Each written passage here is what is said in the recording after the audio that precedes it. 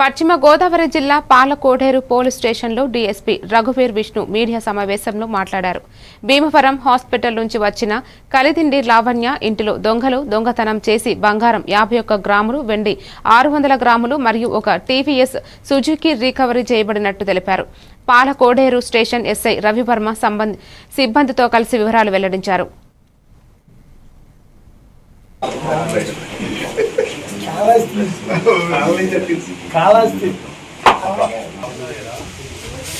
కూడా ఉంది. మనకు ఇక్కడ రిపోర్ట్ అయిన కేసులతో కలుపుకొని దాదాపుగా 145 కేసెస్ లో ఇతను ముద్దాయి.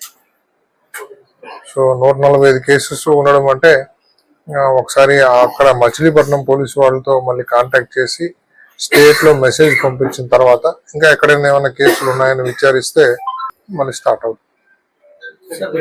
దాదాపుగా ఇప్పుడు అదే 2 కేజీల 600 గ్రాములు వెండి, అది కాకుండా 51 గ్రాము గోల్డ్ మనం రికవర్ చేసింది మన కేసెస్ లో. ఏమా మొత్తం కాస్ట్ నియర్లీ 7 lakhs.